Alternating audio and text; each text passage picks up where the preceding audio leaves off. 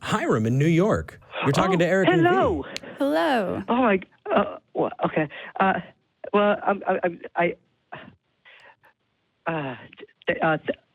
Thank you. No worries. What did you want to talk about today? I study Eastern Roman history, and one of the top and so I studied. I had to study Christian intricacies a lot. And one of the questions I've been wanting to know, and since I know you guys have been tackling this question for years, is how do I go around knowing whether Jesus was a real person? Because I always hear from two sides that one is he's so powerful, and the other side is he never existed. Mm-hmm. How should I go around this? That's a good question. Yeah, and we might have actually different answers. What do you think? Well, we've actually been talking about that on the show a couple of times these last few weeks. My position on it is just I don't care.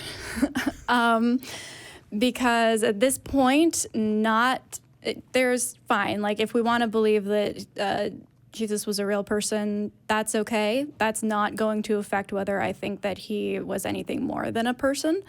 I don't see it as a point of argument. Like, I don't feel like trying to figure out if he was real or not does very much when talking with theists, because once you get to that point and say I concede and I go, okay, fine, he was a real person, now what? Then the actual conversation can start about, well, was he the Son of God? Did he do miracles? Did he rise from the dead? All of these things. That's what I care about, not whether or not someone existed who was named Yeshua. Yeah, pretty much that. So Yeshua is a name that existed.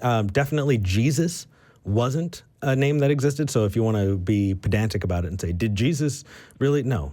But Yeshua, probably. There are probably plenty of people who were named that. There were probably itinerant, rabbis at that time who had, radical messages. And those things are not unbelievable. And just like what you said, B, it's, did someone exist that's the Son of God? Did this person walk on water? Did they heal the sick? Did they multiply bread and fishes? Did they die on a cross at Golgotha and then rise again 3 days later? And those questions are the ones that really matter. If you want to get caught up on the details, you don't have to. You don't have to dig your heels in on things that really, it doesn't matter that, a person lived and died. What matters is the claims, the magic claims. That's what really we kind of want to dive in on. Right. To kind of revamp that Spider-Man and New York metaphor, there probably was someone named Peter Parker living in New York at some point. But just because there was a Peter Parker in New York doesn't necessarily prove that any of the comics were real. Personally, I don't think he did any of that stuff. I just see him in the historical significance, and so I just was curious of whether he was real. If he was real, he might have did some stuff, but nobody knows anything. We cannot say anything for certainty. And so I know that there was many people in that area that had the same name. There was also like court records of people with the name, and so it's just an issue I've been thinking of because I just don't know, and so I come to the conclusion I don't know. That's a good conclusion. Absolutely, we wish more people did. Yeah.